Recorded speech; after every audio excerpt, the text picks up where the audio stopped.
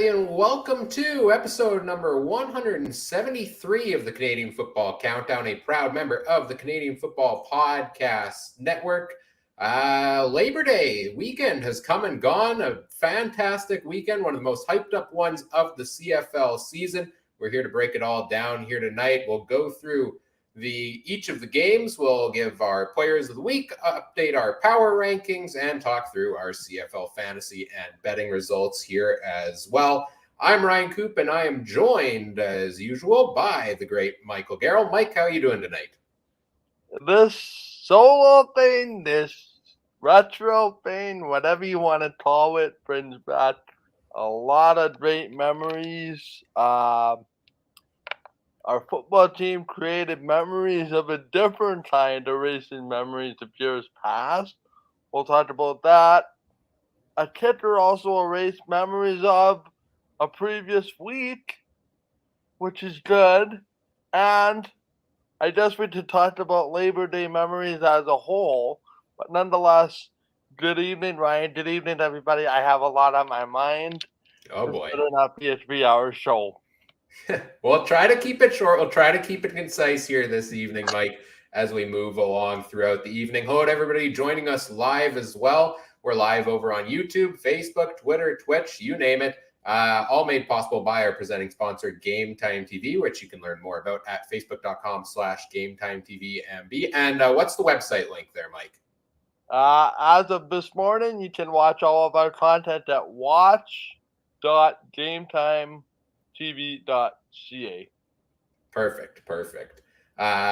This episode of the podcast is also brought to you in part by Betstamp. There are so many different sports books out there these days. Each one offers you different prices on the same games. Well, how do you ensure you're getting the best value? Betstamp provides you that info at no additional cost by allowing you to simply pull up a game on their site, see the different odds offered for each game. You can see the money lines, you can see the spreads, you can see the over-under point totals, anything you want for each game, and you can see them across many different sports books, so they'll help you find the one that's going to maximize the return. If you're confident in your pick, you can just sign up through the corresponding page and link it to your Betstamp app through the BetLink page to make it easier to place those wagers once you find them. And if you want some extra insight, you can also take a look at the commission-free Betstamp marketplace, where people such as us here at the Canadian Football Countdown, if you search CF Countdown Pod there, you'll find us. You can see our picks and everybody else's picks every single week to see kind of what the rest of the field is picking in that regard. And through Betstamp's verified bet tracking, you get the guarantee and reassurance that the odds that have been picked are verified and legitimate at the time. Visit betstamp.app or download the free app from your local app store. Sign up with referral code CFC. Let them know we sent you. And start tracking your wagers, and best of luck with your online sports betting. And remember, always bet responsibly. Do not bet the farm. Mike, we're going to get into talking about each of the games here shortly. But of course, before we do that, we want to also acknowledge that the Canadian Football Countdown is brought to you from Treaty 1 territory, traditional territory of the Anishinaabe, Cree, Ojibwe, Dakota, and Dene peoples, and the homeland of the Métis Nation, as well as from Treaty 4 territory, traditional territory of the Cree, Saulteaux, Dakota, Lakota, Nakota, and Métis Nation. Before we get into talking about the games this week, a couple of things. First of all, I just want to thank you, I think, is in order, because as announced on social media earlier today, we officially hit 10,000 all-time downloads on Podbean. Big accomplishment for us here for our little podcast. We're very excited about it. And we're very appreciative of everybody who has listened in, whether it's once, whether it's weekly, those who join us live every single week. We're very excited to have you join us as we talk about CFL football every single week. So thank you to everybody, and shout out to our amazing crew. Mike's here, I'm here, Adam and Trey, of course, a big part of that as well. Mike, I think let's get into game number one here, and then we'll talk about some other things as we get into things. Although Tim in the chat says, can you skip the Montreal Redblacks recap, please? Sorry, Tim, we cannot. We'll start off with that one here, but Let's go right into Montreal, Ottawa, and then we'll get into Winnipeg, Saskatchewan. We may have a couple people hopping in here to help us out with that one shortly. So, Mike, Montreal, Ottawa, 38-24. The Redblacks pull out the win here on the road. What was your initial take on this game? Well, my initial take after not having seen the game but watching highlights is, man, a calamity of a week for the Alouettes. If you go back to what was their bye week and their ownership situation, and to be honest, it appeared like it took itself on the field for this game. I thought that Montreal was ill prepared for this football game, and Ottawa came out. Logic would suggest this was a bigger game for the visitors than it was for the home team, based on the standings. And it seemed to be that in 3 and a bit hours, we might not have been able to draw any conclusion about what we thought was safe and what we thought was a reasonable thought. Because coupled with results today, well, the Ottawa Redblacks are no longer in the basement of the East Division and are hot on the heels of the team that they just beat suddenly for a playoff spot. I don't know. I don't know what to make of Montreal. Probably might have a very, we're getting into awards later on in the show. We talked about players of the week, and we talked about, I don't know, misfortune of the week, one of which happened on the sideline. The other misfortune would be this one. Full credit to Ottawa, but I'm really disappointed in Montreal. They had it right in front of them. And they traded their franchise quarterback for I don't know what reason, which is still trying to wrap my head around. And I'm not so sure about them anymore. And all of a sudden, Nick Arbuckle to me has thrown something very interesting into this divisional race. Yeah, one of the things we had talked about on our Wednesday night preview show, Trey, Adam, and myself, is for Montreal, the concerns that they're coming off the bye week, but there were so many distractions. There was Vernon Adams trade. There was that other defensive trade. There was everything to deal with, Christophe Normand and the police report on, luring a minor and the fallout with the team with that. And he's now been released by the team, thankfully, after he was initially suspended. Then there was the whole Gary Stern news. Like, it was a chaotic bye week for Montreal, a team that doesn't seem to have discipline. And how on your week off, when you're supposed to take that time to prep for the new, next batch of the season, when you have all of this chaos and an undisciplined team, how do you expect them to be ready to go for this football game? I surely didn't. That's why I took Ottawa to win this game. And, I thought Montreal was in a bit of disarray. I thought their game, I believe the game before the bye week for them was that one where they took 150-something yards of penalties but still beat Hamilton, a game they had no business winning because of the lack of discipline there. So I'll give them this. They did keep it concise here in terms of the number of penalties. There weren't a ton here for Montreal in this one, but they just didn't seem quite prepped and ready to go in this game. And Ottawa, to their credit, came out and they played well. And I didn't think they were going to wasn't sure they could string 2 games in a row together. But hey, seems like that Nick Arbuckle trade is working out kind of well for Ottawa here. To bring him in. And I'm so happy to see him succeeding. 313 yards and a touchdown here for him in this one. I thought Devontae Williams looked great in the run game as well. Ottawa's all of a sudden got a little bit of momentum. And now we get to the point in the season where, I like to jump on the backs of an underdog team that is stringing a couple wins together here. I'll go out and say it. Maybe Ottawa can challenge for that home playoff game. Maybe they can challenge I don't know if they can challenge for first in the East. I think Toronto's, strung a couple wins together here, which is going to make that more difficult. But why not Ottawa hosting that Eastern semifinal against whether it be Montreal, Hamilton, or whoever crosses over from the West?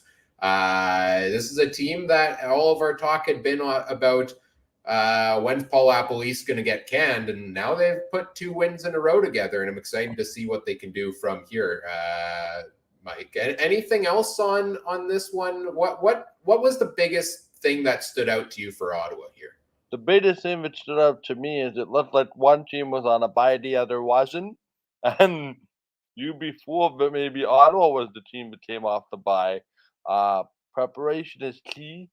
Can't really blame Montreal, but now they've got a really big matchup this week against BC and potentially their former teammate, who's gonna have a little bit of a fire lit under him after being traded.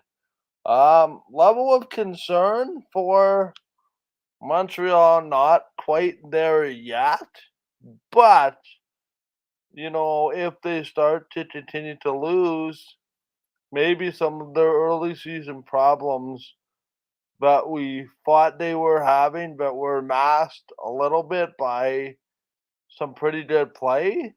There might be some of those concerns creeping back in and coming more to the forefront. You can only get away with, a certain bit of, undisciplined play for a while. And eventually it catches up with you. And, there's not a lot of football games that you can win taking 100 and something 50 yards in penalties. So clean it up in a hurry because it's still there for you. But it's the wild. People talk about the wild west in the CFL. The East is like changing our perception on a weekly basis. I'm excited to see what comes out of all of this in the next couple weeks. And let's not mistake this head-to-head business that's about to continue in the second half with a lot of the divisional matchups. Everybody talks about the Banjo Bowl, Battle of Alberta, those types of rematches this week. I'm looking at one matchup in particular that I'm looking forward to this next week. Ottawa, Toronto, 1 p.m. Central on Saturday. Ottawa's won 2 in a row. Show me what you got. Yeah, and if they can win that game against Toronto, I mean, who knows what's going to happen down the stretch there in the East. Mike, let's move on to our next game here. The Winnipeg Blue Bombers and the Saskatchewan Roughriders. And, well, we had an interesting week of a little bit of back and forth between certain members of our podcast team, both on the podcast and on social media, of course. So what better way to recap this game than to have them surprisingly enter the studio at the same time? First, we've got the great Trey Colbeck is here. Trey, how you doing tonight? Fantastic, boys. Really want to talk about this game, so let's get at it. And we also have the great Adam Stewart joining us. The whole squad is here together. Adam, how are you tonight? You are muted.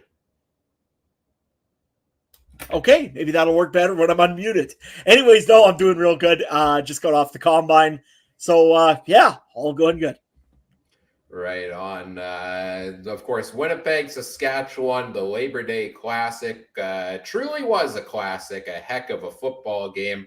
I'd be remiss, though, if we didn't quickly touch on, before we get to the game, obviously there was a lot more going on in Saskatchewan than football on this particular day. Of course, the tragic events of the mass stabbings going on over in Saskatchewan. Hard to see events like this going on, hoping definitely for a safe and quick resolution to it as the police units continue to do their jobs there. And I think I can speak on behalf of all of us when, our heart goes out to all the family and friends of those affected by these tragic events over in Saskatchewan. But yeah, heavy stuff for sure. It makes football take a bit of a back seat almost, which is a shame when things like this happen. But nonetheless, we did have a football game that still did go off that day.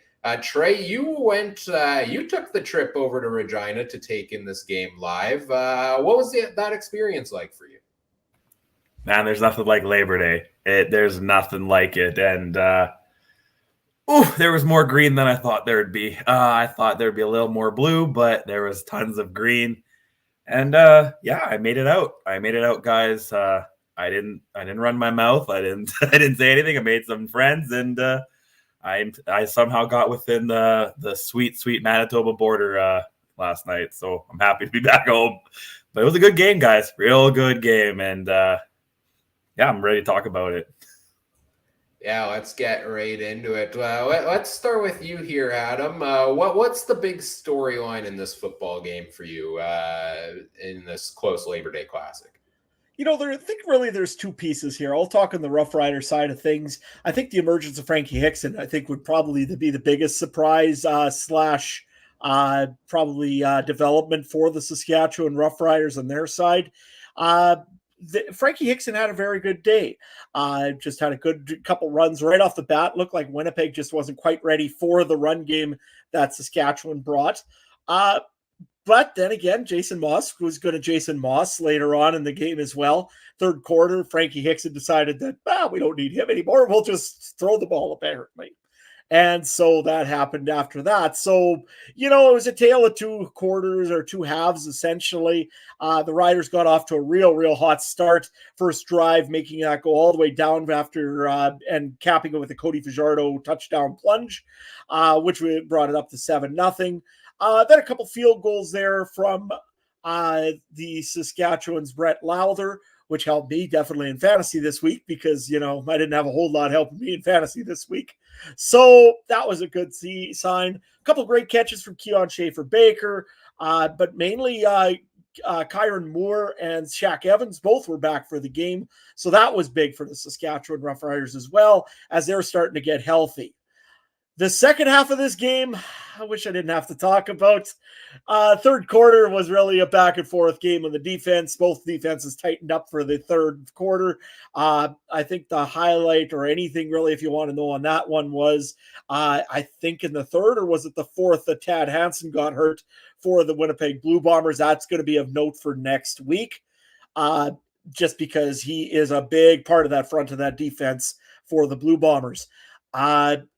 However, let's get over a little bit later on into this game. I think probably the summary for me was about 3 or 4 minutes left in the fourth quarter when a nice little catch by Kyron Moore ends up putting the Riders on 2nd and 3, and then all of a sudden a flag is thrown.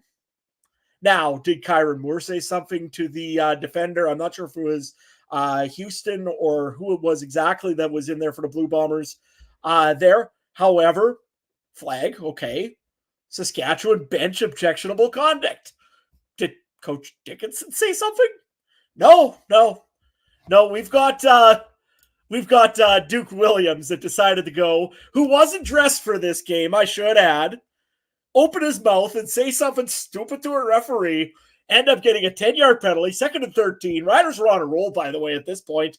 They probably were going to go down for a minimum field goal and put a little bit of pressure on Mark Leggio's kick from later on, which I'm sure Trey will be talking about.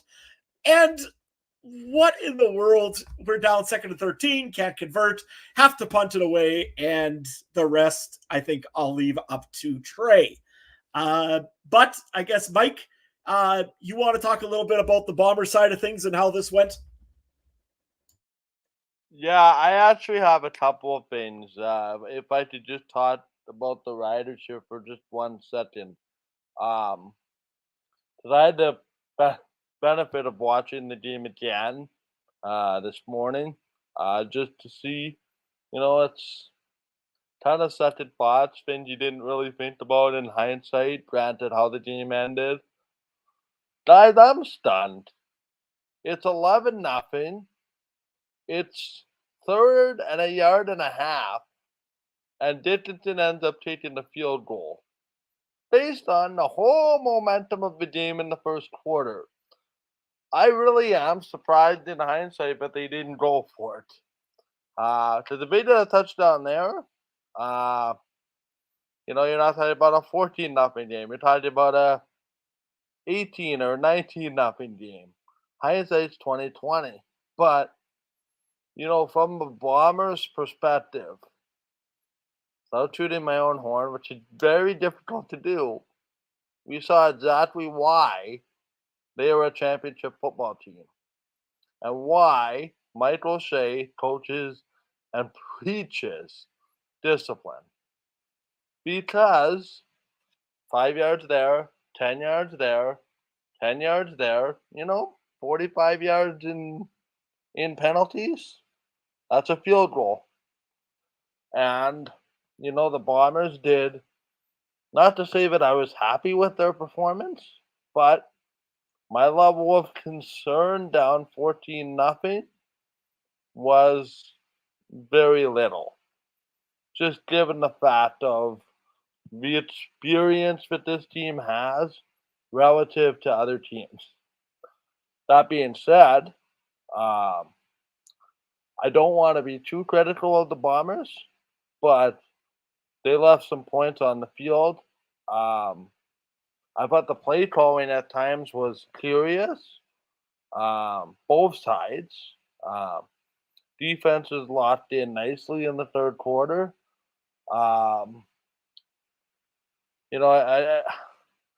Again, Winnipeg read the emotions of the game, I thought, very, very well. Saskatchewan, to the play calling, did not. There were times where they had Winnipeg on the ropes, and it was self-inflicted. That being said, I would consider this to be a warning shot for the Bombers. But if and when Saskatchewan decides to clean up some of the extra penalties, this could be a game next Saturday. That being said, I'm going to give my coach of the week, whatever you want to call it, that, to the Saskatchewan offensive line coach for drawing up some kind of scheme that Jackson Jeffcoat and Willie Jefferson did not have near the effect in the game, but I thought they would. That being said, the rematch, and just to cut my comments a little bit short, this game is about adjustments.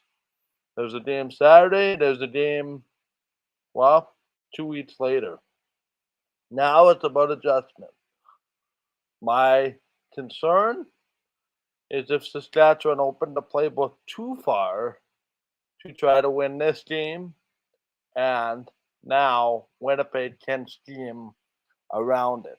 That being said, I do believe Theodric Hansen will be a bigger loss, more so on the special teams aspect than on the defensive aspect.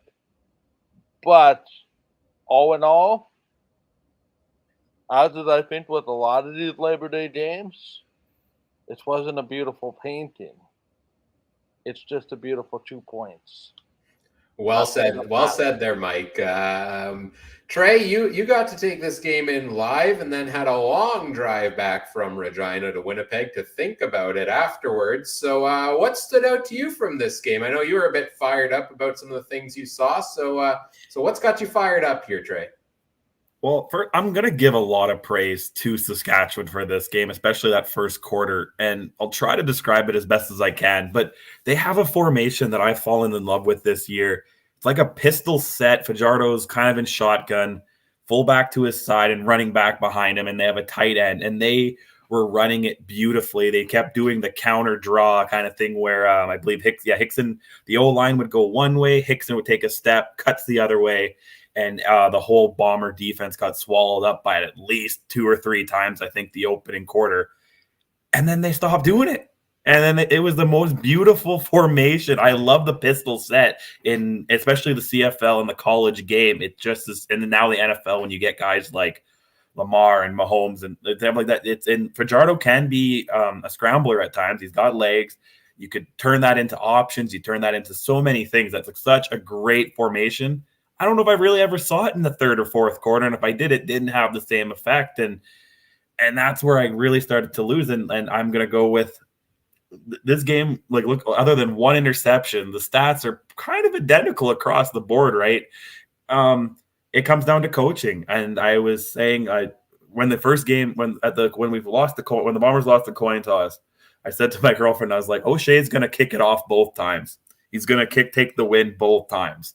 And he'll do that religiously, take the wind. And we didn't have the wind. I don't think Leggio's making a 55-yard kick. The Bombers weren't the one doing the silly penalties. And you can him and haw about the pass interference one. That one, I can honestly say it can go either way. I don't know what Duke Williams said. And I'm going to say right now, I don't think the Marino hit was a penalty.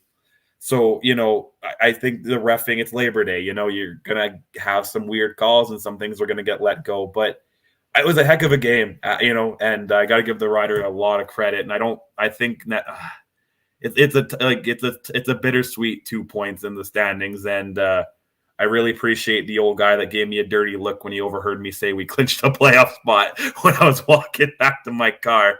He wasn't happy about that comment, but I was just I wasn't saying nothing about your guys' team. I was just saying my team clinched a playoff spot. But yeah, I really give a lot to. I think it was Riders and Leggio. That the Riders, that's the only and O'Shea's coaching. That's the things I really wanted to talk about. Yeah, you mentioned a lot of good things there. One of the things, maybe if you can elaborate a little bit on, because I think it's a non-conventional, but I think it's a logical take based on how you explained it to us earlier today. That Garrett Marino hit in the final 3 minutes there on Zach Collaros. Obviously, immediately a lot of people are thinking, oh, that's a dirty hit. Then they see it's Marino. Then they're 100% convinced it's a dirty hit, especially given his track record. But you seem to be kind of going a different direction there. So why don't you think this one's a penalty, Trey? And unless there's a rule, like I said also in the group chat, that negates this. But my understanding is because it's a handoff and a pitch, Collaros turns into a blocker. He's no longer the passer, right? Because he had pitched it. So it's the same thing to me as like if Marino ran right into Hardrick or Yoshi on whatever, or a receiver, right? That's and I understand unless there's another rule saying quarterbacks can't get hit in that situation, but like that's the way I looked at it. Is it was a backwards pass? It's not a forward one. He's no longer the passer. He's a player just laterally passing it, and then he turns into a blocker necessarily, right? And then I think it's obviously magnified because it's like it's enemy number one out there who did it. If it was another rider, would we even really be talking about it as much? If Jefferson actually did that to Fajardo, would we be talking about it as much? There was a couple hits there the Bomber defense got away with too. And, so it would have been different if it was a forward throw. I think that's my difference. But let's look at the rule book. Maybe there is something protecting the quarterback in that situation, but no, I don't think so. Yeah, that was my immediate reaction on it as well. As first thing when I saw the hit, I was like, that might be a bit late. Then I saw it was Garrett Marino, and it was like, oh, of course, right? Like that's the immediate reaction. Of course, it's Marino. But then you kind of think about it, and yeah, I think most of the uproar is just based on track record. If it was anybody else and maybe less of a big stage football game, we're thinking maybe that's a 15-yard penalty, maybe a fine, but certainly not, suspension worthy. But, with Marino, it's the track record. It's every week it's something different with him. And so it starts to build up and up where even if a hit is, potentially marginal, he's going to get called for it, whether it's on the field, whether it's supplemental discipline afterwards. Something's got to give there for Garrett Marino at some point. Right, Adam? Yeah, absolutely. I looked at that one too, and the first initial thought was the same as yours, Ryan. What the heck? It's Garrett Murray. Oh no, here we go again. Now that I look at it again, the other thing you got to remember is you do a pitch and you're doing a fake run, right? You're trying to run around and make it look like you still have the football, which means you're kind of exposed to getting hit. If that was an NHL play, that's a body check. That's not a tackle. It's not a smoke. It's not an absolute destroy. Let's face it. I've been showing all week Craig Butler taking off Buck Pearson's head. That was way worse than what we seen out of Garrett Marino here today, or last night. So to me, you could call objectionable conduct if you really want to. I could see where it could come in because again, Zach Collaros is still looking the other way a little bit. You could try that if you really want to, but I can't see this being a fine or a suspension or anything else, just because really there's not much there.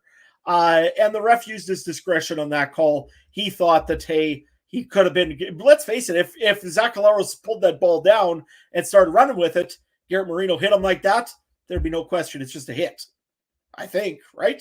Right, Mike? Yeah, I think that's a really interesting scenario, but you guys bring up. Like my real concern with it is, and again, this is hindsight being 2020. I had a completely different reaction last night after the fact, as you would imagine. The only concern I have with it is it's a defenseless quarterback. But again, he's making that beeline right towards them. To expect them to slow down, it's, I don't have much of a problem with it after the fact versus I did maybe in the moment, given the track record. The other thing that really jumps out to me, and I know we got to move on to the next game here, it's how both teams were able to kind of elude each other's pass rushers, because this could have set up to be 20 sacks each, combined. Collaros did a good job eluding the pocket. Fajardo did a good job, making things work. The defenses to me could have had a lot more sacks than they did. It's a credit to both quarterbacks and both offenses that there weren't more sacks in this game. I just find that to be really interesting. I think that's one of the keys. To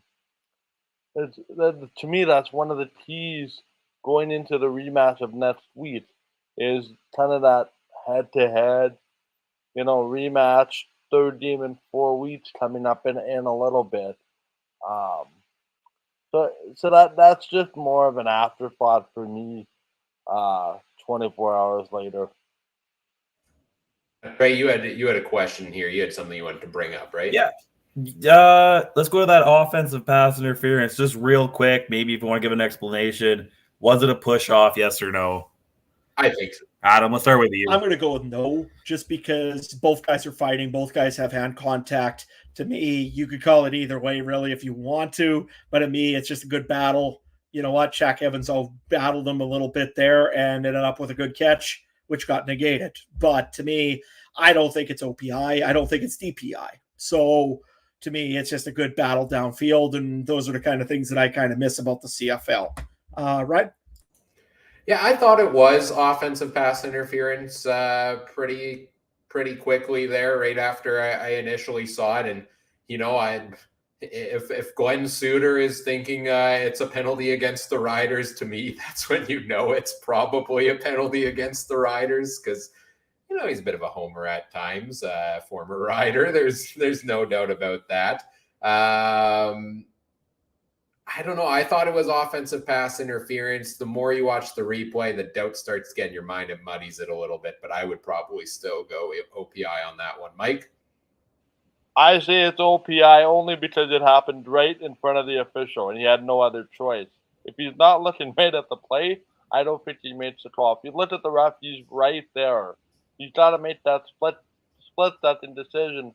Fly it in the hand on the ground or let it go. I thought it was OPI in the moment. Personally, I didn't like the challenge. Worth a try, but chances are you're not going to get those 50-50 calls reversed. Can we just talk about, by the way, was this the play that Dickinson said after the game he challenged not – was it this one or something later on that he said he challenged not because he actually thought it was going to be overturned, but just that he wanted to back his guys and show he had confidence in them? Maybe throw this back to you, Trey. What do you think? What do you think of that from the coach to maybe waste the challenge, so to say, to try to rally his troops? Yeah, see, that's almost like that's around that TSN turning point kind of part. So it backfired. I think I think it gave the Bombers because it went from like a big game, like it was a flip the field, like they were within the 10-yard line, and then they went to like their own 20 or something, right? So yeah, I don't. I mean, the challenge wouldn't have affected that, but I think the challenge, I mean, you gave your guys a TV timeout, I guess. You gave some like to reset. Now you have 2nd and long or whatever it was. And, you know, I don't know. I loved it because all the Rider fans around me are cheering and saying our defensive pass interference. I'm like, no, I don't think so. And it's not because I thought it. I know that the ref does the sign real quick. I don't think anyone else ever realizes that you can see what the penalty is before he says it. But I don't know. It was, again, 5-10 years ago. That's not a penalty, right? That's like Adam said, that's fair football. We've seen something worse in the NFC Championship a few years ago, you know, for NFL fans, where a guy gets steamrolled and it's not even anything. So it was a tough one. I think that maybe that timeout could have helped somewhere else down the road. Oh, and one other thing I wanted to touch on that I forgot about Fajardo. I don't know if I've ever seen another team call audibles as much as Saskatchewan does on the line. And I don't know, and two things come to mind. One is either Fajardo maybe is starting to overthink what the defense is doing because he's called, and then there's so many times you could tell you got a couple of the time delays because the guys couldn't know which way he's calling, right? And a couple offsides are from procedures because of that. Or is that the lack of communication between a quarterback and his offensive coordinator, right? That's where I was thinking, because Fajardo seemed to be, you know, vetoing a lot of things out there, but it also could have been the Bombers defense. But we all know the Bombers defense, like I tweeted, is holier than the Pope, right? They got their Swiss cheese out there. So what's he autobowling? Just keep throwing it and keep running those screens. Like, I don't know. It was weird to me. I don't think I've ever seen Caleros call an audible all year. And you see Fajardo do about 10 a drive. Adam, do you have anything about that? Yeah, no. From what I know, Cody Fajardo does have the ability to make a call on the line, and it seems like he's doing it a lot.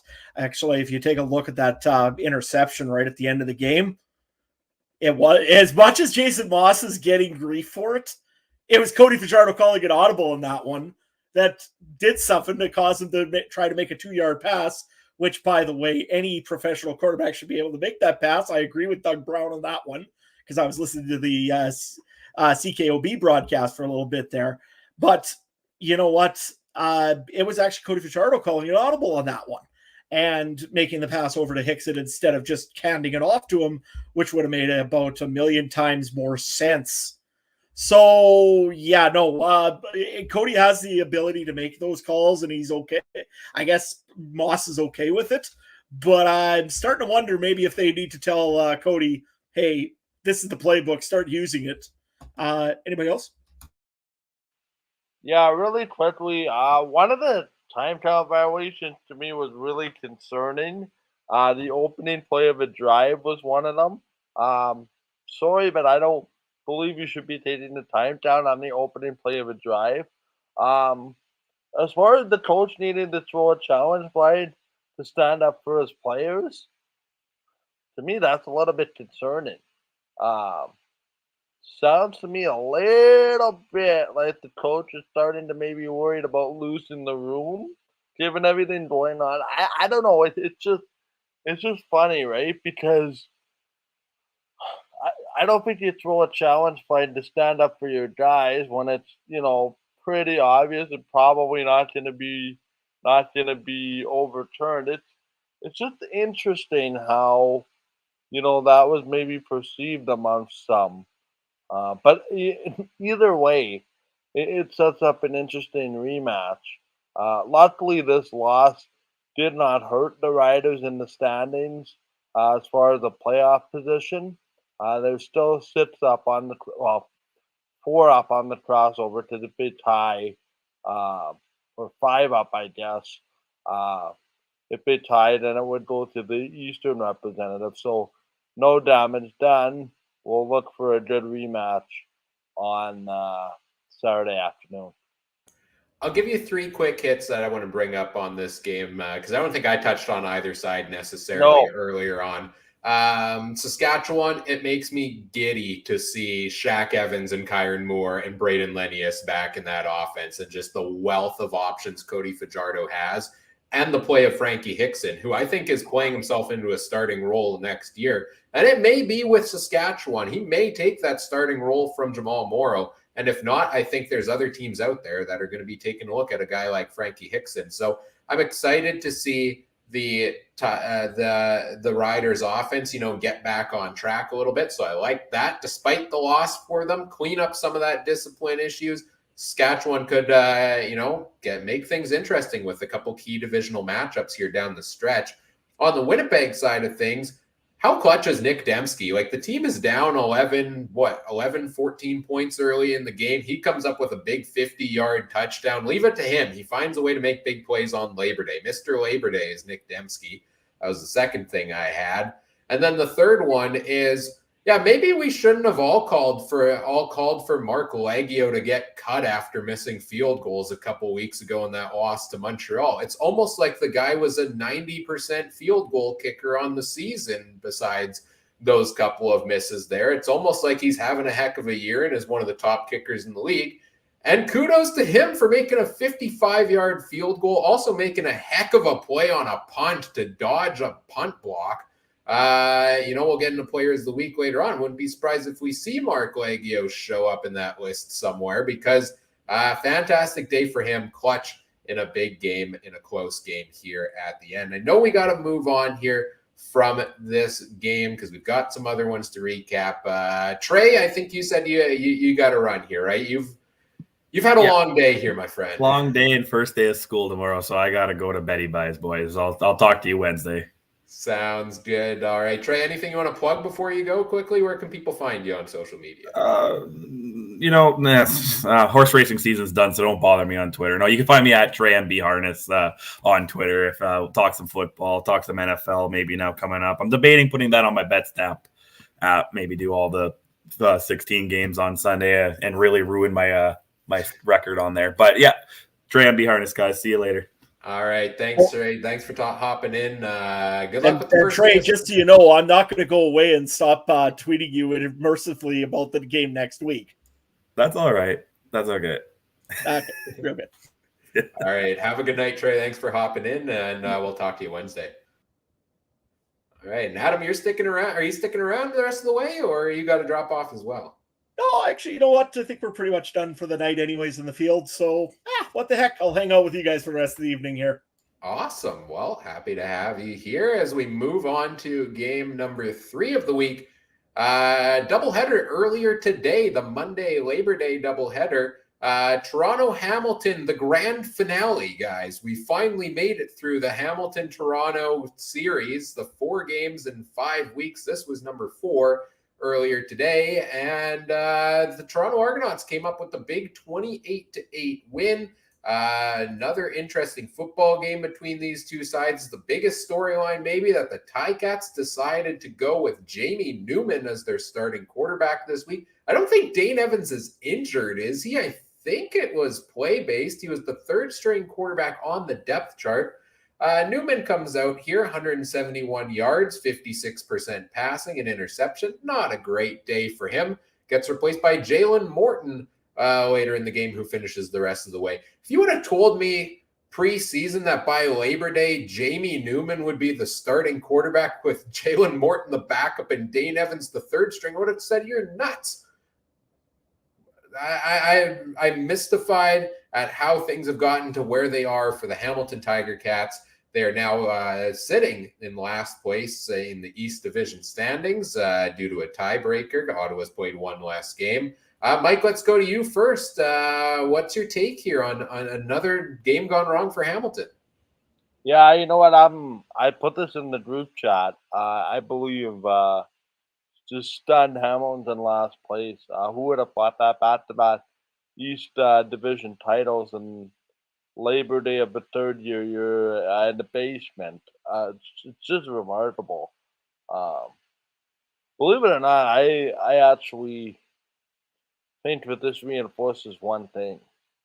But you need a solid quarterback to win in the CFL. No disrespect to Jamie Newman or anybody else that comes in to play quarterback, but the drop-off between a Matt Schultz and a Dane Evans to a Jamie Newman to the backup today, it's steep. The value of quarterbacks has always been reinforced but also understood after watching today's game. Hamilton's defense, to their credit, kept them in this. But guys, you can only do that for so long. Scary part is they're not out of it yet. But boy, oh boy, oh boy, if they don't pitch the most important position on the football field, and I'm not even sure how you go about that. They're not going to be seeing the playoffs this year. And, Hamilton in last place to me, not ideal. And, the Argonauts on the backs of their defense again. Nothing really to write home about in the first half. Finally, in good Argo form, find a way in the second half. Peters had another interception. To me, or two of them. I only saw one of them, but that tells you what I watched today. But that being said, this is a typical Argo win for them. Stay in it in the first half, find a way in the second half, and yeah, I think the jury's still out on the Argos, to be honest. Their lack of a run game, I think, will come back to bite them in the butt. But that's a discussion for another day. But to me, very quickly, 3-9 Hamilton. I will go out on a limb and suggest to you that Orlando Steinhauer's job is not in jeopardy, because this is an aberration to what we've seen in the last two seasons. And boy, oh boy, if they could go back and redo the test of time, I think they keep Jeremiah Masoli over Dane Evans. But hindsight being 2020, I do not pin this on Orlando Steinhauer one iota. This is one thing gone wrong, leading to another thing gone wrong, leading to another thing gone wrong, leading to another thing gone wrong. And I'm not nearly as concerned long-term for Hamilton, I don't think. But the jury could be out. As far as the Argos, they just find a way to do it. But I just don't know how long they're going to be able to do it without a semblance of a running game and a defense that maybe slows down on forcing a couple turnovers. A couple big, 50-yard and 30-yard plays for Brandon Banks. And, it's to me, just to wrap this game up for me, this was the byproduct of teams playing 4 times in 5 weeks. Not much to not know about the other team. A couple big plays one way or another was the telltale sign. And we'll see what comes in Hamilton. But I really do not think that they should really overreact. But this is just one year where everybody's kind of having a down year. It's not just one area. Ryan? Or Adam, one of you want to pick up on that? No. Yeah, you know what? Obviously, the big mistake was getting rid of Jeremiah Masoli. He was a good quarterback in Hamilton. Again, injuries I know were a little bit of an issue, but he definitely was a quarterback that was stirring the drink over at Hamilton. I'm looking at this team, though, and they've got more problems than just the quarterback. Look at the run game. If you want to get any pressure off of your quarterback, you start running the football. When you've got a quarterback or a running back, Sean Thomas Erlington, that carries the ball 3 times for 39 yards, Don Jackson 3 times for 9 yards, Jamie Newman, again, your quarterback, 6 times for 24 yards. This team has no run game. And when you have no run game, you're not going to have a very effective quarterback, because most of the time he knows that he's got to rely on those running backs to save him from taking a big hit. And when you're getting hit all the time because your running backs can't do that, you got problems. I'm looking at their that if anybody right now is to blame on this, it probably is your offensive coordinator, Tommy Condell. He has just decided the heck with the run game. I'm just going to pass it and hope that something hits. And if something does, well, great. We'll try it again, I guess. It's a very, very weird offense. It hasn't worked out very well. The other guy that I'll go and give a little bit of a shot to, their assistant GM, who I just don't know if he's a really good GM, Ed Hervey, is over on the Hamilton side. He didn't do much over in BC. He didn't do much in Edmonton. And now he's in Hamilton. So, you know what? I have a funny feeling maybe this is something to do with it. But you never know. I just kind of was weirdly reading up their team. But definitely Tommy Condell has got to go and either drastically change something here, or he's definitely going to be probably looking for some more employment. Really quickly, I'm so glad you touched on that, because you wouldn't have known it was the guy's first CFL start because he got no help. Usually you put the running back and you do a couple early runs to let him settle into the game. Where was that? That was non-existent. I don't get it. And I know Hamilton Tiger Cat fans to be probably the most passionate fan base in the East Division. They certainly didn't sign up for a 3-9 start to the season. Makes you wonder. The other thing also to keep in mind, Don Jackson was, I thought, a good running back from what I remember. I know Calgary Stampeders fans remember him being a fairly productive running back. Where did he go in Hamilton? They've got the offensive line. They made a trade for David Beard this week. He was the backup this week, but you know what? He's they've got a solid, good offensive line. What's going on in Hamilton that's weird? I know the quarterback's one thing, but you should be able to establish a little bit of a run game. I know they did last few years later on in the season, but you know what? Time's a ticking, guys, and you've got a lot of big hole to get out of right now, Ryan. Is this a case of Tommy Condell just trying to get too cute with the playbook? Like you mentioned the run game, and every game, Tim White gets in there, Poppy White gets in there. I mean, Jamie Newman, I kind of expected him to run quite a bit in this game. But then you've got your starting running back, which is Don Jackson. You got your backup, Sean Thomas Erlington. They each have 3 carries apiece. Like, are they trying to get too cute with the playbook with these wide receiver sweeps? And you can do them effectively, but doing them all the time is not. We've seen that with the Bombers too. Like, half the time when they do those sweeps with Nick Dembski or Rashid Bailey, it ends up in disaster. Half the time it works. You can't overuse it. You use it when the timing makes sense, and it doesn't seem like they have that timing down. It seems like this is a team that, the quarterback position, I don't really know what you do differently. Like, we could say, you should have kept Jeremiah Mazzoli, but what was that going to do for them right now at this point in the season? I mean, I guess, surely they played Saskatchewan at some point earlier in the season. You have to think maybe the whole injury happens, the same way, or maybe it's different. I don't know if he stays with Hamilton. Maybe he doesn't get injured.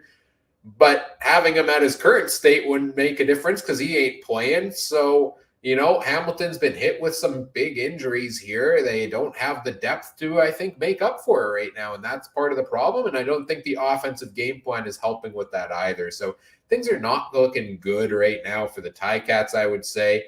But on the other side of things, mad credit to the Argos. Winning 3 times against, winning 3 of 4 games in 5 weeks is tough to do against your bitter division rivals. And they won in Hamilton on Labor Day, guys. I didn't know that was possible for Toronto to win a game in Hamilton on Labor Day. And they found a way to get it done. And maybe this is a bit of a hot take, but are the Toronto Argonauts at 6-5 really much of a different football team than the Winnipeg Blue Bombers at 11-1? Because these are 2 teams that have won all of their games for the most part in messy fashion. They've been close games. They haven't played a consistent 60 minutes for the most part. Winnipeg maybe has had a bit more luck. Maybe it's that championship swagger, so to say, that's carried a few of them, across the finish line. But I see a lot of similarities between these teams, and maybe that's more credit to the Argos than they've been getting so far. Every week it seems, things aren't looking good, and then bam, they find a way to get it done late in the game. That defense is making plays right now. Can they keep it up? I don't know, but they've been playing well. McLeod Bethel-Thompson's, still doing all right at quarterback, I think. I'm more of a supporter of him than I think most people are. And they're finding ways. They're deep at wide receiver. They're getting A.J. Ouellette involved in the passing game and in the rushing game. I think they're doing a lot of good things. They just got to find that consistency here. Adam, I don't think you've touched on the Argos here yet. What do you think of this one from Toronto? And am I way off base with my take that they're the Bombers of the East? Well, think about it, really. They've got, on paper, before you can't call any injury here, they have probably one of the best run games probably in the league, with the combination of, if Andrew Harris wasn't hurt, Harris and Ouellette. Both of them are very good running backs. McLeod Bethel-Thompson is a very similar quarter to Zach Collaros. Throws the odd more interception, but can turn it on in the fourth quarter, just like Zach Collaros. You've got a guy like Hurley Gittins Jr., who's been a great receiver for a long time. You could probably compare him something along the lines of Janarian Grant. It's a very similar team, to be honest with you, especially on the offensive side. And on the defensive side of the ball, they are the old Winnipeg Blue Bombers in a way, because they've got those defensive ends, and they've got that line core that can really make some interceptions and make some moves happen in the backfield. So to me, I think the Toronto Argonauts aren't far from the Winnipeg Blue Bombers, other than a couple bounces and a couple of interceptions. And take a look at today. Winnipeg has not really gotten Greg Ellickson going for the last few weeks, but he's been hurt. All of a sudden today, it's the same thing over Toronto. Brandon Banks comes out, has 2 touchdowns today, and absolutely goes and smashes his old team in the face and says, "I told you shouldn't have got rid of me." So you expected it sometime during these 4 games. Finally, it happened today. So to me, yeah, the Argonauts are not that far from the Winnipeg Blue Bombers. But mind you, I don't think the Winnipeg Blue Bombers are kind of on that cloud of, I'm 11-1, I'm the best team. Yes, you've got the best record. Are you the best team, though? You know what? There's been a lot of very fortunate things for the Winnipeg Blue Bombers that have happened. That being said, you got to be good to be lucky and lucky to be good. They're a good team, but are they the best? I have a challenge for you, Adam. Sure, what do you got? If you say Winnipeg isn't the best team in the league, then who is? I didn't say they're not the best, but are they way better in a league of their own? No, I'm not saying that either, but I'm just wondering, right? Because if you say Winnipeg's record doesn't necessarily dispute the way they're playing, I would agree with that. But I'm just wondering who you see as that overall well-rounded team. I don't think there is one. But I'm also wondering if league-wide there is none. No, there isn't. I don't think there is at all. You know what? The most well-rounded team of anybody until the injury was BC.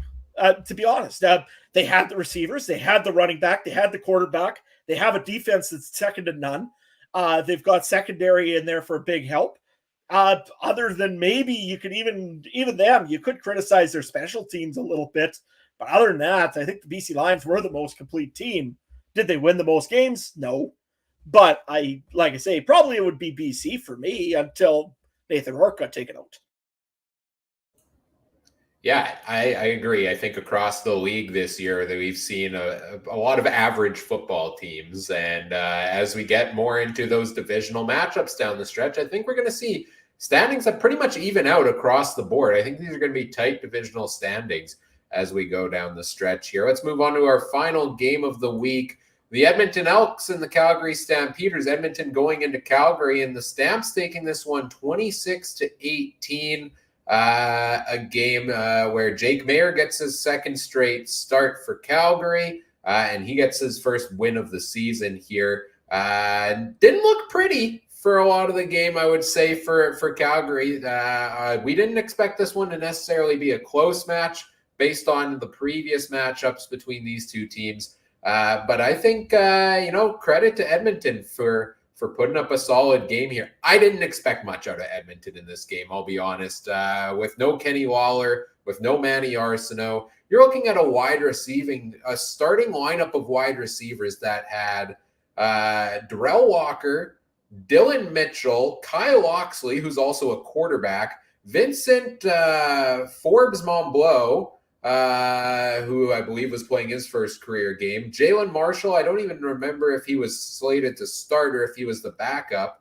Like a lot of these guys, we haven't really heard a lot of these names. Kevin Brown making his first start at running back, and you've got Taylor Cornelius, still a somewhat unproven quarterback. So to me, I was expecting the Stamps to win this one by 20 potentially in this game. So I'm impressed. I'm surprised by the Elks here. Adam, what's your take on Edmonton? Yeah, falling short here, but scrapping out an effort here nonetheless. I mean, I think of those hashtag small victories because that's all you can do right now in Edmonton is essentially just pick out those little positives. This week here, you had a few little positives in this one. Again, you had more yards than the Calgary Stampeders, 331 to 305. You had the time of possession, which was very good for you. You did very well there, Edmonton. Even the quarterback situation here, 2 touchdowns by Taylor Cornelius, no interceptions. That's a positive. That's all you can look for right now because you know that these guys are mostly auditioning for jobs right at this point. And you look at a guy like Taylor Cornelius, he's fighting to even have a chance to be the quarterback moving forward in Edmonton with a guy like Trey Ford possibly coming off of the injured list. Well, as soon as Chris Jones could get him off the injured list. One thing, though, that I want to bring up with the Edmonton Elks, can we move on from Deron Carter already? I mean, the guy's getting burned. He's getting beat out there. He doesn't look good. He doesn't look like he used to. I don't know if this motivational talk is what he needs, but I mean, he every play, Malik Henry was all over it and looked great today against Deron Carter. So to me, you got a guy that just is not there anymore. They need to do some work on their secondary a little bit in Edmonton. They got a lot of work to do. And I mean, they're continually changing and rotating and changing. You don't get any continuity out of the Elks. So to me, I think, you could take some positives out of this game. In the long run, Jake Mayer is a good quarterback, and he proved it again today. A good quarterback will win you a game in a gritty way, in a solid way. But I think that Edmonton could take some positives out of this one. I still think that they need to find a running back as well. Milanovich leader, I got to just take a look here real quick. Actually wasn't even in this game. Oh, yeah, he was. 2 for 3 yards. And then Kevin Brown had 45 yards and 5 carries. Got to get that run game going if you want to help out Taylor Cornelius quite a little bit. I mean, he ran the ball a little bit as well, 5 for 16. He's been running more and seemed to be more effective. Now he's not running the ball again. So there's some little things like that also in Edmonton. But you got to remember, you didn't have Kenny Lawler this week.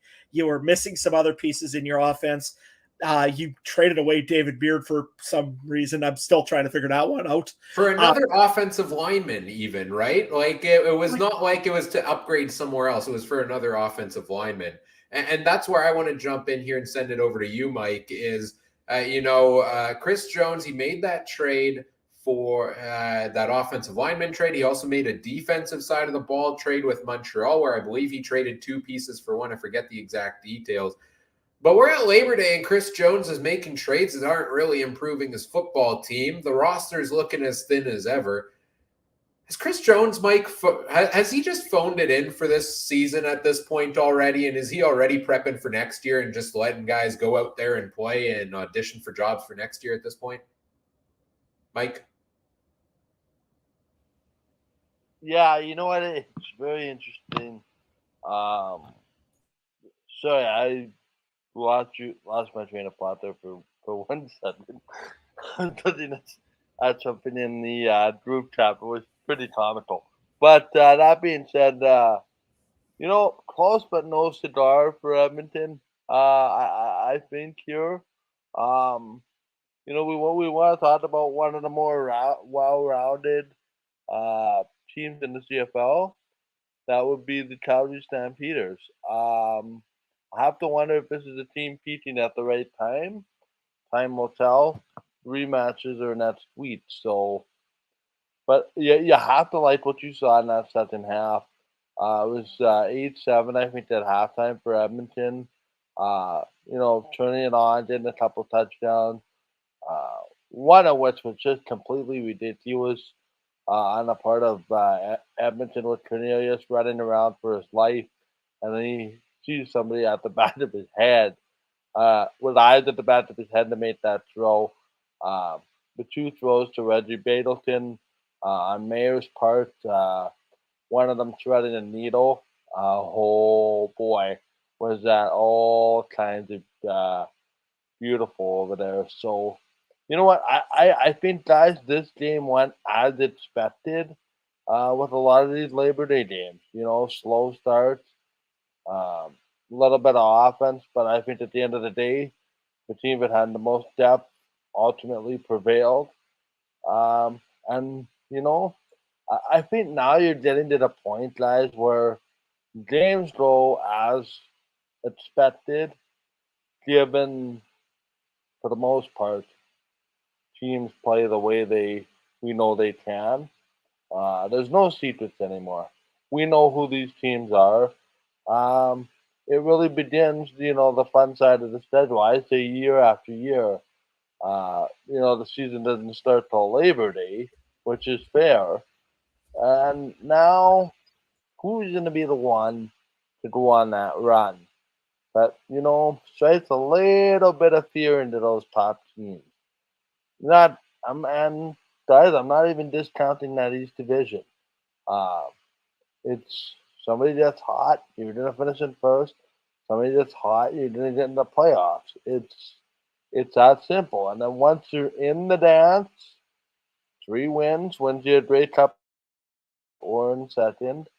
And then, the first place teams are going to have to win one game at home against the semifinal winner here. Like, there's no sugarcoating who is going to miss the playoffs and who is going to make the playoffs at this point. I think that's a given. I think even the crossover is a bit more decided right now.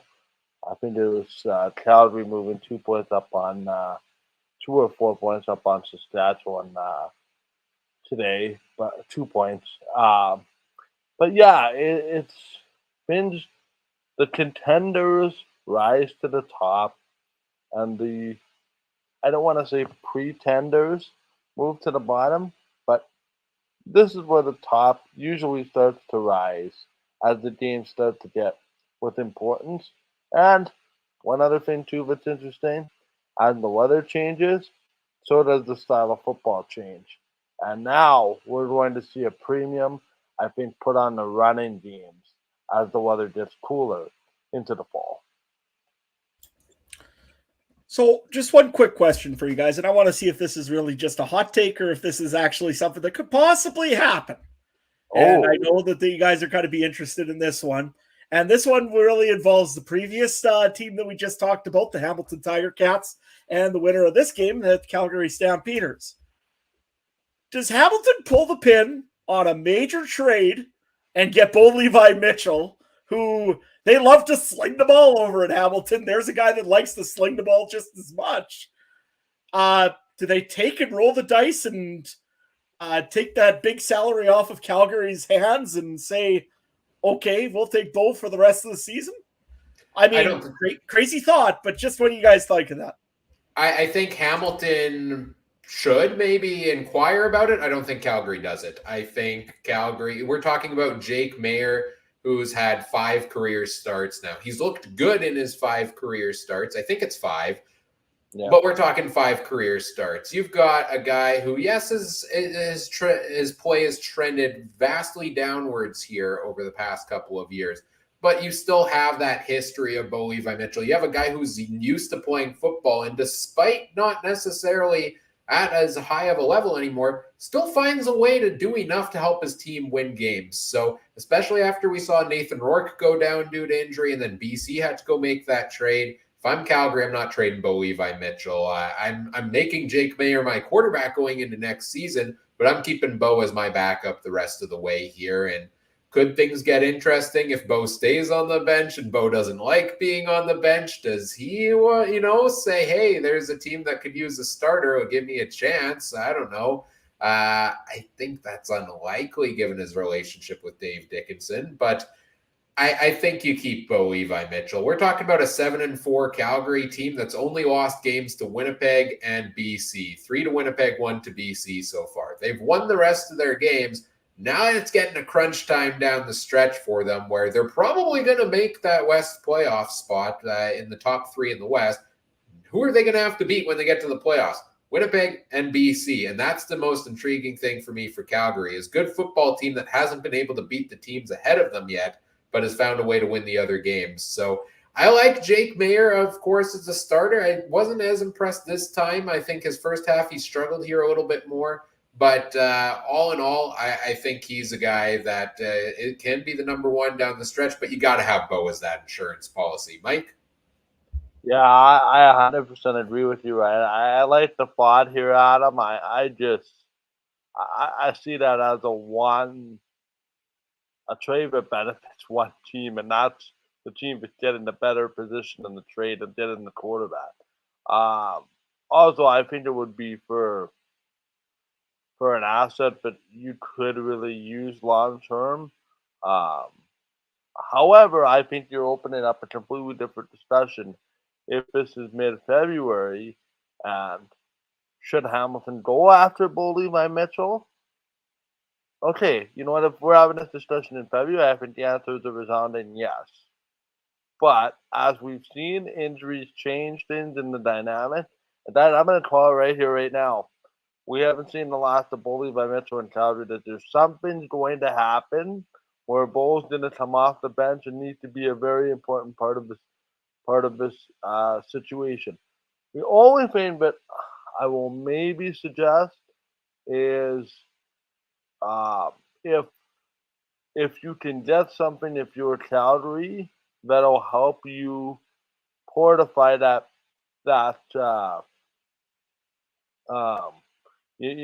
backup quarterback spot. It really depends what you think about the third string guy on the depth chart and Tommy Stevens, but. Yeah, Jake Mayer to Tommy Stevens in a playoff game. I'm not liking that too much. My Jake Mayer to Bo Levi Mitchell. Okay, that gives me a chance, right? And I look at Calgary as being this scary team that would really scare me if I'm a Bomber fan, just from the standpoint of, okay, now I'm gonna flip it this way. You played BC with Nathan Ward. You haven't seen BC without him. The other side of this is you played 3 one-possession games with Winnipeg, where one good play and you're going to win that game. So, yeah, would I make the call if I'm Hamilton? Absolutely. You're doing yourself a disservice if you don't. But whether you pick up the phone and you can put a package together that helps Calgary address an immediate need as a backup quarterback, not sure unless you want to put Dane Evans in that package, which to me would open up a discussion of interesting. But if I knew Calgary was getting a quarterback back to offset the loss of Bo, I would probably do it. But other than that, you're still trading, in my mind, the best player in the trade. And it's hard to win it. The team that trades the best player in any trade rarely wins the trade. Unless you're the Calgary Flames who, had an offseason that looked like their team was burning and they somehow flipped it into a royal flush. But, maybe Hafnado can phone his buddy Tree Living down the street, same ownership group, but no, I think you picked up the phone, but I really don't think that discussion goes very far. However, in February, if Hamilton was to say, okay, second round pick coming your way for the negotiation rights to Bo Levi Mitchell, absolutely. The other side of this is salary. Calgary has no real reason to dump the Bo Levi Mitchell salary when it's coming off the books anyway in a couple months. So that's that long-winded answer of, given the current circumstances, no. Maybe if there was a year left on the contract, yes. But I would be I like the thought, and if I'm Hamilton, I'd do it. But I don't like it if I'm Calgary. So you're telling me that they should be phoning a certain GM down in Florida and seeing if they can make a trade for an older quarterback down there. Yeah, I hear Tom Brady's available. You know, what the heck? Kind of, sort of, maybe, but no. I think, guys, I think even this notion of Fajardo being traded or being cut or being benched has kind of quieted down the last 2 weeks. Like Cody's had enough of 2 games now that he's done enough that he probably will be okay. The only guy that I could really see this actually maybe making a trade for Bo Levi Mitchell, the aforementioned, and like I said, Hamilton and Edmonton seems to trade every week, so you never know, they might just try to throw one in there too. And do you think Chris Jones could put his ego aside enough to go out and call about a trade for Bo Levi Mitchell? Yeah, I do, because here's my thing. I think that he would rather have Bo Levi Mitchell than he would have Taylor Cornelius, who'd make a great backup for Calgary, right? And he could also sweeten the pot with a Kenny Lawler. And something else that Calgary might just drool over and say, that's a playoff player, we could use him. But why are you making this trade if you're Edmonton? Bo is a free agent after this season. You could potentially throw the money at him in free agency. I don't know if he's necessarily a guy you're trading some assets potentially away for to go and get in free agency at this point in his career. But there's so many problems for Edmonton. I don't think Bo solves it. Well, Taylor Cornelius and Kenny Lawler are one-year contracts. That's why I'm saying they're available just as much as Bo Levi would be. It's showing to Bo Levi that, hey, we want you. And we want you bad enough that we'll make a trade to get you this year and get you started to be acclimated with our new team. So that's at least something to get the guys in the stands or something back to maybe do something like that. But again, yeah, right. I don't see this making sense. Here's the discussion, Adam. I understand the standpoint, but getting them acclimated with what team? Chances are you're going to have 35 new guys in there anyway. So fair. We know how Chris Jones operates. To me, though, what I think is really interesting, if you're one of those teams in the West, is some of those defensive players that Hamilton has. Now, if you want to look at a Simone Lawrence in Winnipeg, if you want to look at a Dylan Wynn, if you want to look at a Mason Bennett type or something of that nature, sure, let's have a discussion about it if you are serious about a rebuild. Granted, Hamilton could be looking at this and saying, you know what, 2-3 wins, we have enough division wins, enough division games coming up that we can override this. Maybe we give Dane Evans another go and just get in the playoffs and let's see what happens.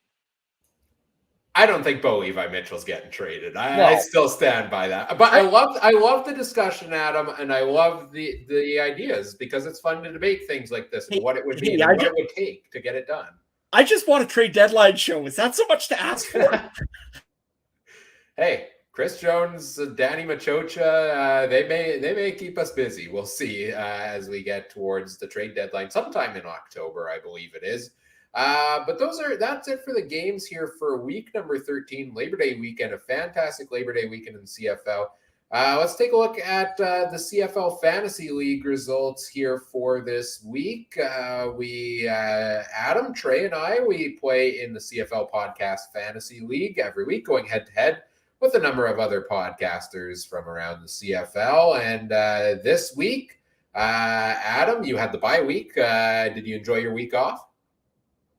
You know, it was a very challenging week because I didn't know what bye was going to play, and I was very nervous about what bye was going to do. So I had to be very much on my game here. And I mean, I think my results speak for themselves. Still 73 points this week, which was not terrible bad. But yeah, I had a good week with Frankie Hickson in there. Jake Mayer gave me some good points at the end here. Same thing with Shaq Evans, and also Malik Henry gave me some good points.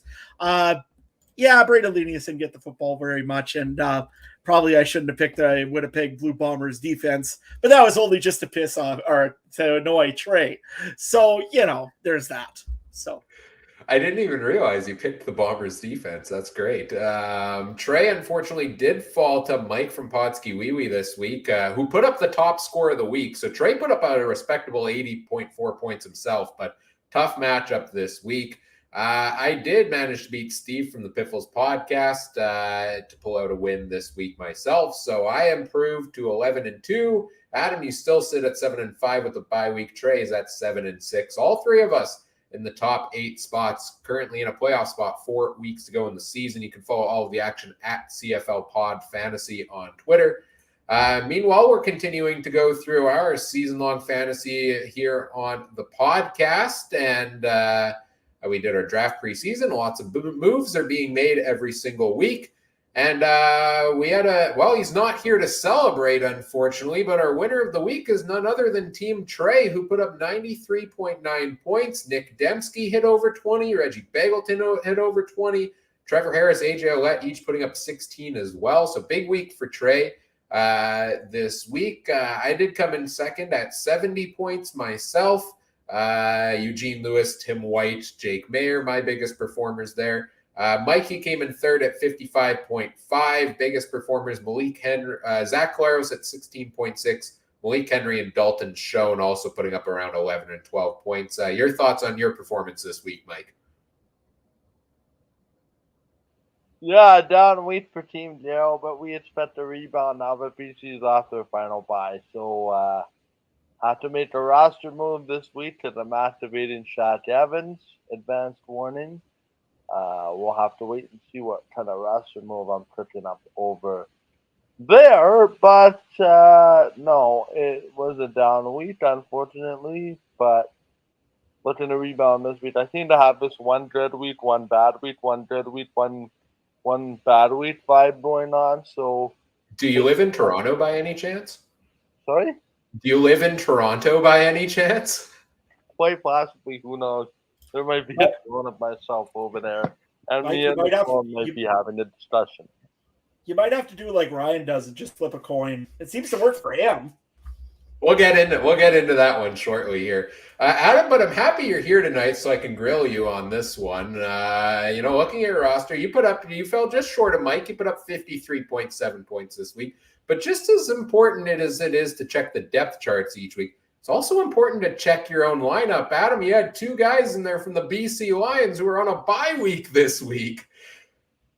The rest of your roster played out pretty well. And my collab Bethel Thompson put up 15.9. Frankie Hickson, Brett Lowther put up big performances. But what are you doing here? Let's put it this way. It's called being in a field way, way too long. So for that reason, I fired the guy dressed up in a football, and I am moving on to a orange feline. So we're going to try that and see if that works now for my spirit animal or for the guy that I'm asking for advice this week. I love it. At least you haven't hired Dana as your assistant general manager yet. Oh, no, he's been fired already at once, yeah. Hey, you're not supposed to say the guy's name. That was just this prairie gopher that I was asking for advice. So far, I've asked for a prairie gopher. I've asked for some lumberjack. I also asked 2 crows for advice. Then I went over and asked a football for advice that had green and yellow writing on it. Now I'm asking for an orange feline for advice. So I don't know what I'm doing, to be honest with you. We have to question your circles of advice then, Adam.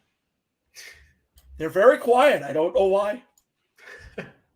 Overall totals on the season, I'm in first at 1251.7. Mike, you're at 1074.8. Adam, a little bit behind that at 1006.6. And Trey is at 883.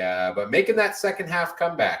Again, lots of season left here to play. You never know what's going to happen down the stretch here. Let's move on and talk about our betting results for the week, powered by Betstamp. Betstamp, free app that helps you make the most out of your online betting wagers by helping you find the best odds across different sports books. You can learn more at betstamp.app and sign up with referral code CFC. This week, in terms of our picks, again, Wednesday night preview show, Adam, Trey, myself, we make our weekly picks. Adam and I both went 3-1 this week. Trey had, unfortunately, a 1-3 week. Adam and I hit on Ottawa plus 4.5, Saskatchewan plus 4.5, Toronto plus 1. We did miss on Calgary at minus 12.5. Trey did pick Montreal at minus 4.5 and Winnipeg at minus 3.5 here. So overall totals on the season, 29-22 for both myself and Trey. I have caught up to first place. I am making my way towards that first place in the in our little betting league here. And Adam, you're right behind at 27-24. Pretty good week for you and I. It's just that darn spread from the Stampeders, isn't it? Yeah, absolutely. I mean, you got to expect Calgary to get 12.5 points over the Edmonton Elks during Labor Day, don't you? I mean, it always happens that way. Actually, I was looking later on in there, and I seen a bet at 17.5 points.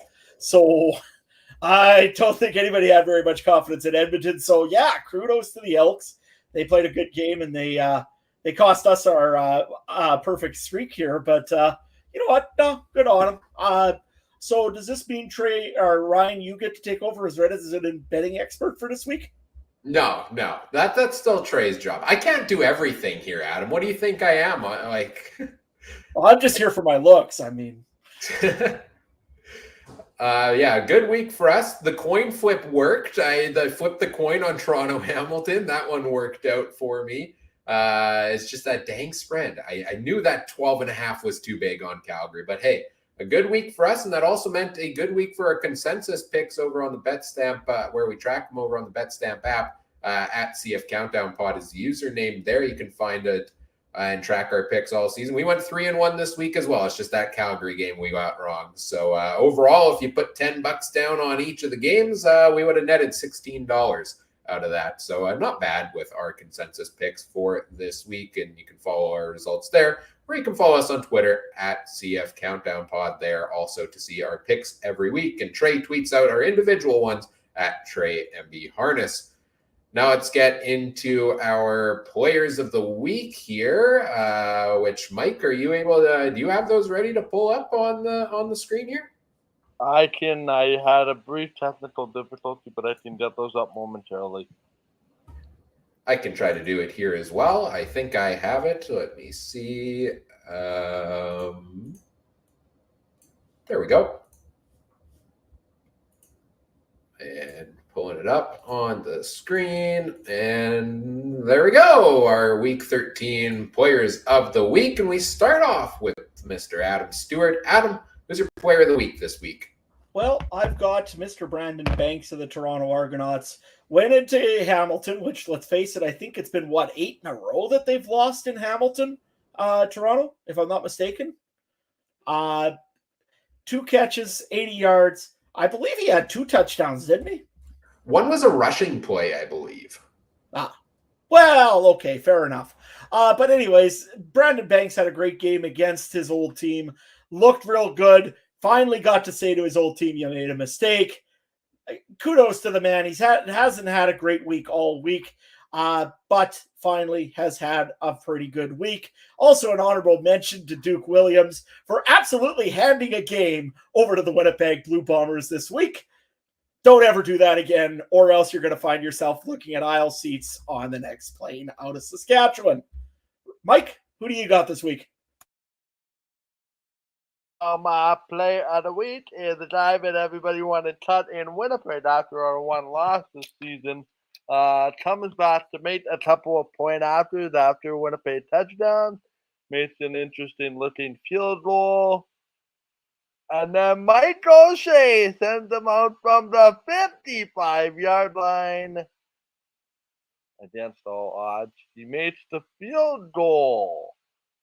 Yes, and that deserves my player of the week because since the bye week, he has been rock solid when everybody was wondering, how is Mark Lidio going to do after the bye week? Is he going to overthink things? Nope. He's going to pick up right where he left off, and he gets my player of the week.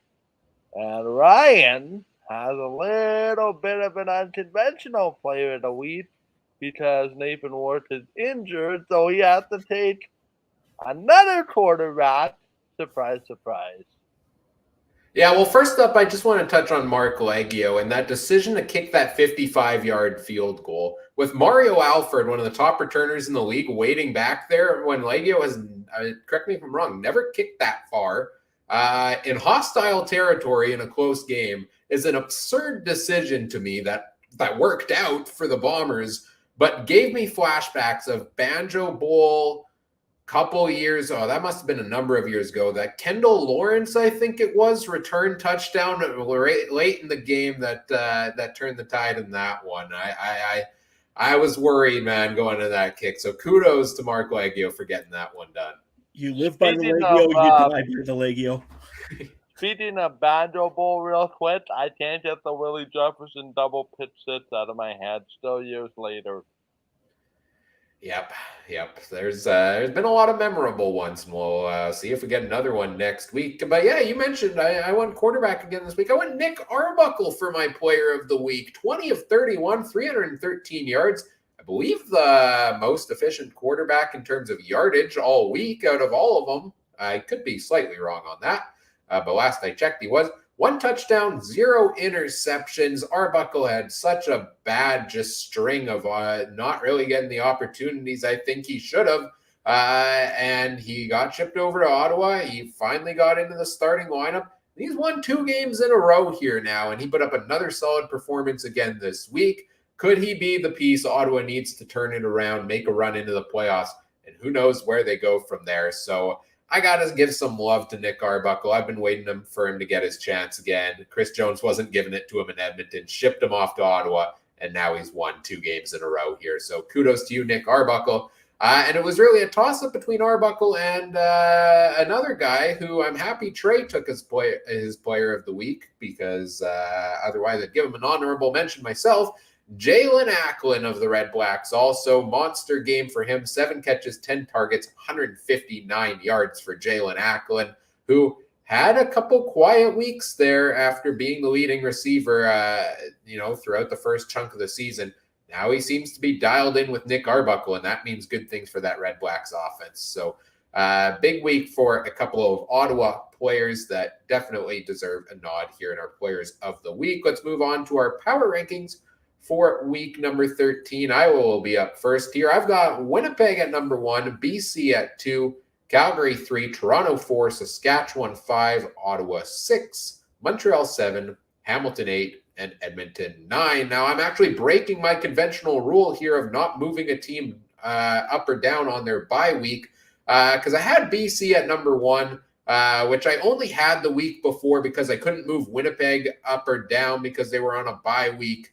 So now it's just getting into a mess with that. And Winnipeg's 11-1 at this point in the season. They deserve to be number 1 in the rankings. I still think BC can compete with the best of them. I like that Vernon Adams Jr. trade, so I put him at number 2. Calgary, again, 7-4. Haven't beaten the teams above them, so that's why they sit number 3 for me.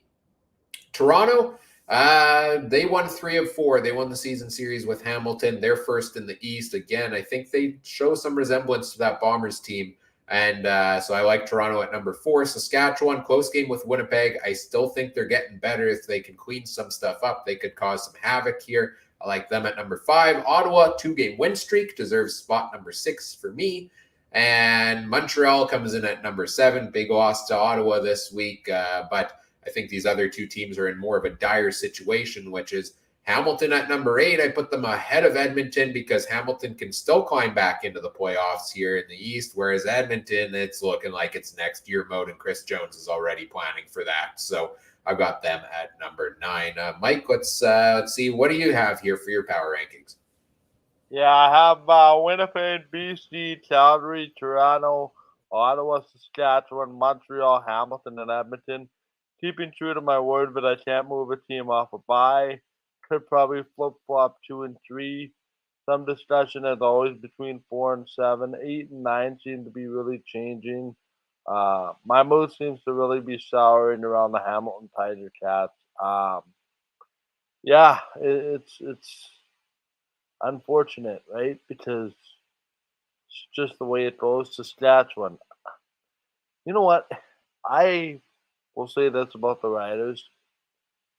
Without their discipline issues, they have a world-class defense, a championship defense. I think one of the best in the league. I think their offense, when healthy, is one of the best in the league. Problem is they keep shooting themselves in the foot. And for that, I can't really reward undisciplined play. So they moved to number 6 or stay at number 6. I can't remember where I had them last week. But Montreal, I keep saying, this is going to be a team that goes on a run. And then they have that performance that is like, I don't even know where it came from. It just makes no sense. Ottawa, obviously the biggest mover in my power rankings. Now winners of 2 straight. Like I said earlier in the show, set up for a battle with first place Toronto on Saturday afternoon. So we'll see what happens there. So there's still a lot of movement. There seems to be a consensus among the top 3, which is understandable. But yeah, we will see what happens. And Adam has disappeared just in time for his power rankings. There, we'll give him a chance to reload. There we go. Adam, you are on with your power rankings, which to me, when I was putting this slide together, kind of caught my attention because you have a new number 9 on your list. Yeah, no, we'll get to them right away. I mean, Winnipeg. Go ahead. Yeah, we'll get to them in a moment here. But yeah, Winnipeg is number 1. I mean, they have to be. It's the only team that has only 1 loss. Calgary's number 2. I think Jake Mayer is keeping them right there. BC, they could go lower here. I want to see how they play next week. I had them at 3 last week because of the bye, so I'll leave them at 3 for this week again. But I've got my eye focused on BC pretty heavily this week to see what happens between VA and Michael O'Connor over there. Saskatchewan, number 4. They did play pretty good, actually very good, and kind of gave the Winnipeg Blue Bomber fans a little bit more of an edge of the seat experience than probably what the Winnipeg Blue Bomber fans wanted. But nevertheless, still didn't win and still undisciplined. They can't go any higher than 4 right now. Toronto, number 5. They've been playing some good football, as have the Ottawa Redblacks, who moved way up on my list this week because I really want to see them in the East semifinals against the Saskatchewan Roughriders just for the chaos. Anyways, we'll go on. And the old Roughrider spiel, right? Well, that'd be fun too, but I mean, I want to see what happens if Garrett Marino even makes the field, if he gets near, if he even is allowed in Ottawa for this case. But nevertheless, you're assuming he won't be suspended again by then. Well, fair. Nevertheless, yeah, that's actually a good point. Anyway, we'll move on here. Montreal's number 7. They got to get the discipline issues fixed as well, and they can't lose games to teams that they should beat. Ottawa is one of those teams that they had a bye week. They should have beat Ottawa, no question. They didn't. So they go down to number 7. Edmonton put more of an effort today than the Hamilton Tiger Cats did. That's why the Edmonton Elks get my number 8 spot. Hamilton, this was a game that you needed badly against the Toronto Argonauts. You can't keep losing against the East and hope to make the playoffs. If you have any hope of making the playoffs, Toronto, Ottawa, Montreal have to be on your top of mind, and you have to play your best game against those 3 teams. If you don't, you're not making the playoffs. And right now, Hamilton is just playing uninspired football. They're going to hit number 9 for this week just because of that. Let's take a look at what Trey has for his rankings. His were actually exactly the same as mine, so we seem to be on the same page with that. Of course, if you want to hear his logic for it, you can tweet him at TreyMBHarness. Guys, I think that does it here for week number 13. What a Labor Day weekend in the CFL. Some very intriguing games this weekend. Always fun. And then we got a lot of rematches and interesting matchups to come in the week ahead, which we will preview here Wednesday night on the podcast. Adam, Trey, and myself will be here to preview week number 14, Banjo Bowl included. So I'm sure there will be some more fun antics and pot shots sent back and forth to one another with that. Maybe somebody will arrive in a banjo and start playing the banjo on the podcast if somebody has a banjo. I do not, and I am musically challenged, so I will leave that to one of you to be in charge of that. Funny how it just pops up at random times. I don't know how that happens here in Saskatchewan. Gotta go ask Troy Westwood. Wow, you're ready to go for that one. That was great. Wednesday night, 9 p.m. Winnipeg time, 8 p.m. Saskatchewan, other time zones accordingly. We will be back here streaming on all the different platforms with our Week 14 preview. We'll take a look at the storylines, fantasy, and make our picks against the spread there as well. And then the following Monday, we'll be back same time to recap all of the events of week number 14, just like we did here tonight. Of course, you can catch that over on YouTube, Facebook, Twitter, Twitch. Just search the Canadian Football Countdown on any of those platforms, all made possible by our presenting sponsor, Game Time TV. Learn more at facebook.com/GameTimeTVMB. You can also catch the show over on the Game Time TV YouTube page there. Also, you can follow us on social media on Facebook and Twitter at CF Countdown Pod. Make sure you check out all the other great shows from around the Canadian Football Podcast Network as well at CF Pod Network. Guys, where can people find everything you've got going on? Let's start with you, Mike. Yeah, just a couple of quick notes here on the way out before I give my Twitter account, if that's okay. I want to give a shout out to some Canada West football, which started their opening weekend. Just got a note from Canada West. Saskatchewan's Mason Nias is earned the Player of the Week. The reason that name sounds so familiar is he is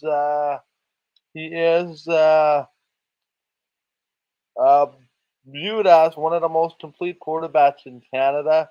A lot of people suggesting the team like the Saskatchewan Roughriders should go have a look. Regina Rams had two special teams and defensive player of the week.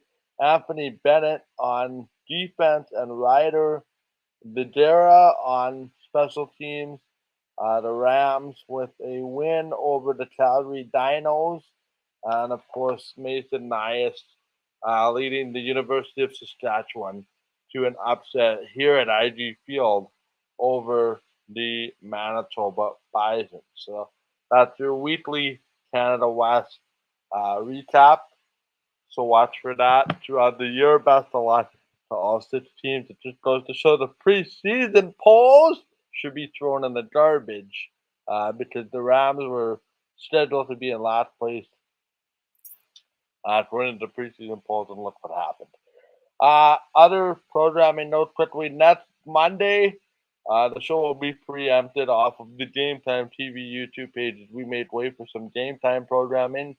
The show will air on a tape delay on the Game Time YouTube channel next Tuesday sometime. So check out the regular channels for next Monday's show over on the Canadian Football Countdown YouTube and all the other channels. We'll make an announcement as to when that tape delayed version will air on the Game Time TV YouTube channel sometime next Tuesday. So then with that out of the way, you can find me on Twitter at Mike Darrow. In the comments, somebody fired up for Wednesday night hockey. We get things started with the Winnipeg Blues, Winnipeg Freeze over on Game Time Radio on Wednesday night. Preseason hockey. Bill Christensen and Skylar Peters will have the call. All the links and stuff will be on my Twitter later in the week at Mike Darrow. I know that was a long preamble, but Finn's getting a little bit excited. Awesome, Mike. Finn's getting a little bit exciting here in the office this week. It's like a week before Christmas, but it's not Christmas. Good night, everybody. Awesome, Mike. Exciting times with the hockey seasons kicking up for you here. And I know you're going to be a busy man in the next little while. So good luck with all of that. And, of course, we're happy to have you here on this Monday night here as well. Adam, where can people find everything you've got going on right now? Well, yeah, we've got a lot going on right now with harvest going on, and with seed swathing going on, and with everything else going on. You can find me at Adam Stewart 1. Most times, better yet, though, take a look over my Instagram page. It's at Farmer in Sask. You'll find a heck of a lot of good photos of combines breaking down, combines warming up, all sorts of problems with combines if you enjoy that. Also, there's some good swathing photos, some grain bin photos. I don't know. I got a lot of farm photos right now. But I also have some smart comments, usually on YouTube and over on Twitter, just because, you know what, I got to keep Trey on his feet. Make sure you also give Trey a follow at Trey MB Harness. And also to all our fans out there that got us to just over 10,000 downloads just this last in the last day. Thank you so much. Really appreciate it. I know I don't do a whole lot. Ryan and Mike here, they're the real heroes of this show, but somehow they still let me come in here once in a while and make some silly comments about the Roughriders. Not sure why they do, but they do, I guess. So anyways, Banjo Bowl this week. Looking forward to it. And yeah, hoping to get going here and make sure Trey has a fun evening. Am I going to get a copyright strike for that, or is that royalty-free banjo music? Actually, I think it's royalty-free. So, okay, perfect. No, Adam, we bring you in for your takes on your commentary on the Riders because it just looks bad if it's three Bomber fans doing it. So that's why we bring you in.